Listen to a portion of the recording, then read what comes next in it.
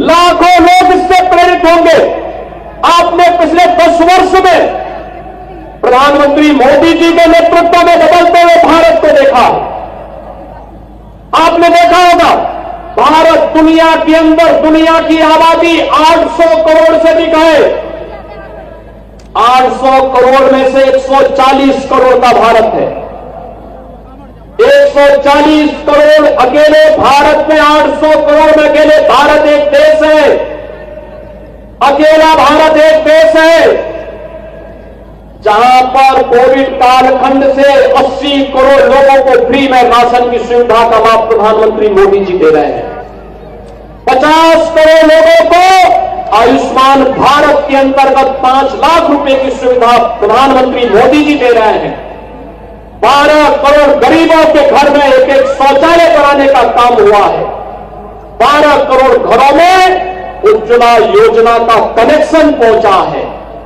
याद करिए, प्रधानमंत्री मोदी जी के नेतृत्व में 4 करोड़ गरीबों के मकान बन गए हैं और अब जीरो पॉवर्टी के अंतर्गत हर गरीब के लिए उसका आवास होगा, उसके लिए रोजगार की गारंटी होगी, उसके सम्मान की व्यवस्था होगी।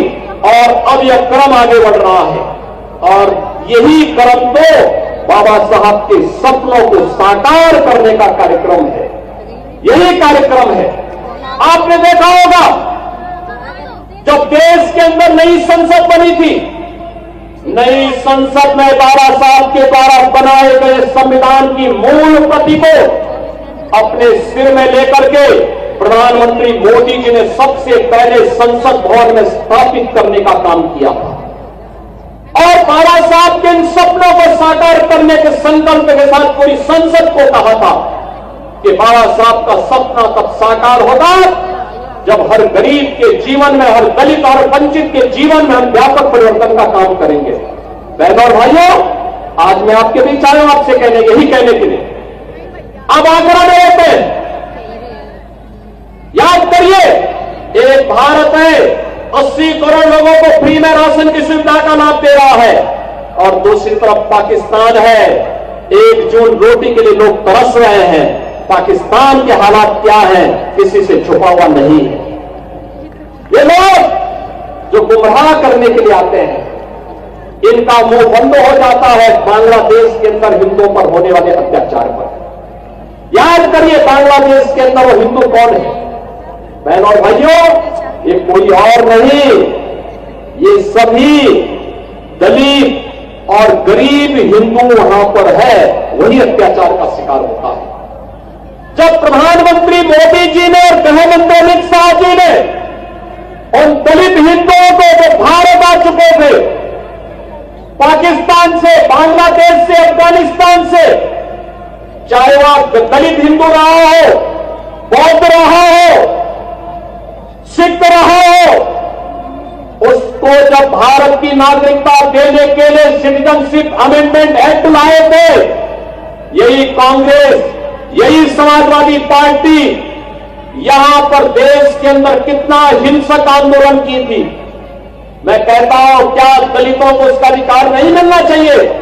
क्या गरीबों को इसका अधिकार नहीं मिलना चाहिए? लेकिन उन्होंने बाधा डालने का काम किया। इन्होंने उस समय आंदोलन किए, हिंसा की, व्यापारिक प्रतिष्ठानों को चलाने का काम किया। महीनों इन्होंने व्यवस्था को तोड़ने का, उसको बिगाड़ने का काम किया था। लेकिन तब भी हम आभारी हैं प्रधानमंत्री मोदी जी के, उनके दृढ़ इच्छा शक्ति के कारण आज बांग्लादेश और पाकिस्तान से निकाले गए उन गरीब और वंचित हिंदुओं को आज भारत की नागरिकता देने का काम सिटीजनशिप अमेंडमेंट एक्ट के माध्यम से हो पा रहा है। लेकिन बहनों और भाइयों, आपने बांग्लादेश के अंदर हुए अत्याचार को देखा होगा। कांग्रेस मौन, समाजवादी पार्टी मौन, टीएमसी मौन, आरजेडी मौन, अन्य दल मौन। केवल भारतीय जनता पार्टी ने कहा था कि बांग्लादेश के हिंदुओं पे अत्याचार नहीं होना चाहिए। ये बांग्लादेश में हिंदू कौन है? बहनों और भाइयों, ये सभी दलित हिंदू है, दलित हिंदू है, ये वहां पर रह गए हैं, लगातार उनकी संख्या कम हो रही है, लेकिन चूंकि वह पीड़ित हिंदू इनका वोट बैंक नहीं है, इसलिए उसके पक्ष में लोग आवाज नहीं उठाएंगे, उसके लिए नहीं बोलेंगे। आप पिछले एक सप्ताह से देख रहे होंगे, पिछले एक सप्ताह से आप पश्चिमी बंगाल के अंदर का नजारा देख रहे होंगे। पश्चिमी बंगाल के अंदर कैसे गरीबों को, दलित हिंदुओं को कैसे दंगों का शिकार बनाया जा रहा है। समाजवादी पार्टी मौन है, कांग्रेस मौन है, और ममता दीदी को ये दंगाई शांतिदूत दिखाई दे रहे हैं। बहनों और भाइयों, ये शांतिदूत नहीं, ये दंगाई है, और दंगाइयों का जवाब तो केवल दंगा हो सकता है, उनके लिए अपील काम नहीं करेगी, और उन दंगाइयों से सख्ती से निपटने का काम वहां पे किए जाने की आवश्यकता है, सख्ती से करने की आवश्यकता है।